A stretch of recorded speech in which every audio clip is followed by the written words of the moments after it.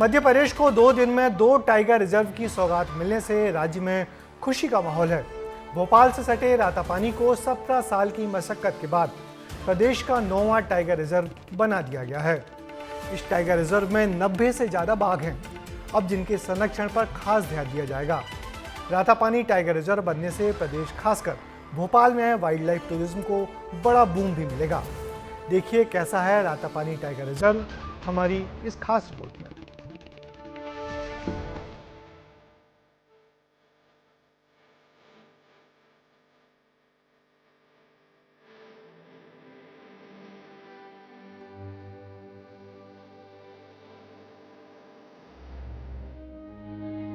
मध्य प्रदेश को 2 दिन के अंदर 2 बड़े टाइगर रिजर्व की सौगात मिली है। करीब 17 साल के बाद रातापानी को टाइगर रिजर्व बनाया जाएगा।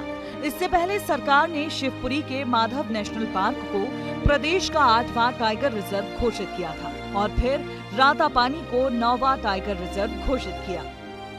मध्य प्रदेश की मोहन सरकार ने रातापानी अभ्यारण्य को अब टाइगर रिजर्व बनाने का फैसला कर लिया है। सरकार ने नोटिफिकेशन जारी कर दी है। खास तौर पे बाघों के संरक्षण के लिए ये फैसला जरूरी था। पिछले 1 दशक से अधिक समय से लगातार अभ्यारण्य को टाइगर रिजर्व बनाने को लेकर सरकार कई बार चर्चा कर चुकी है, लेकिन मोहन सरकार ने आखिरकार फैसला कर लिया है। सरकार ने वाइल्ड लाइफ की सेफ्टी और टूरिज्म को ध्यान में रखते हुए टाइगर रिजर्व बढ़ाने का फैसला लिया है। इसके साथ ही कोर और बफर जोन की सीमाएं भी तय कर ली गई हैं। अभी तक रातापानी में बाघों की मौत सरकार के लिए चिंता का विषय था, लेकिन अब उन्हीं के संरक्षण के लिए सरकार ने बड़ा कदम उठाया है।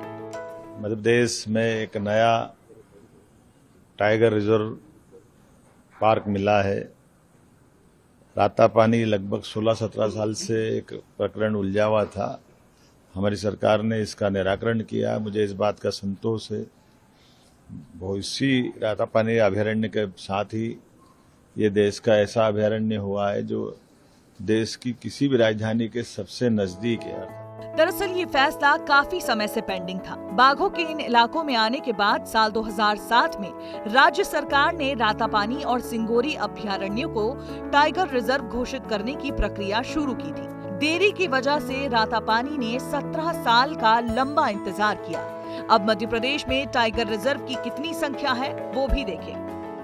मध्य प्रदेश में कान्हा, पेंच, बांधवगढ़, सतपुड़ा, पन्ना, नौरादेही, संजय दुबरी, माधव और रातापानी टाइगर रिजर्व है। रातापानी को टाइगर रिजर्व बनाने के पीछे सरकार की 2 बड़ी मंशा है। एक तरफ वाइल्ड लाइफ की सेफ्टी, दूसरा टूरिज्म। और टूरिज्म के क्षेत्र में रातापानी में सरकार कई संभावनाएं देख रही है और इस लिहाज से इको टूरिज्म को खास तौर पे बढ़ावा देने के लिए सरकार ने ये फैसला किया है।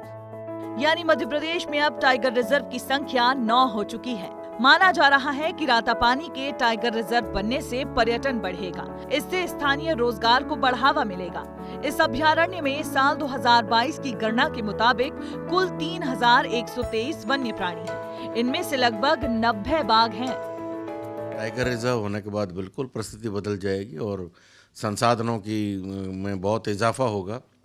और लगभग 15 करोड़ के आसपास साल का कम से कम बजट आएगा और कुछ कोर एरियाज से कुछ विलेज भी जो है वो बाहर से पुनर्स्थापित किए जाएंगे, तो बहुत बड़ा बदलाव टाइगर कंजर्वेशन पाएगा।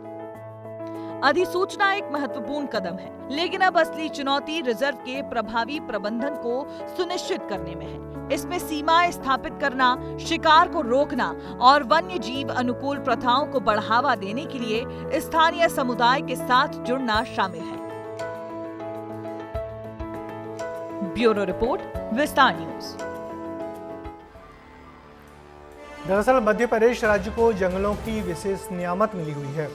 प्रदेश के जंगलों में 800 से ज्यादा बाघ हैं और अब इन्हीं बाघों के दम पर मध्य प्रदेश को टाइगर स्टेट का खास दर्जा मिला हुआ है।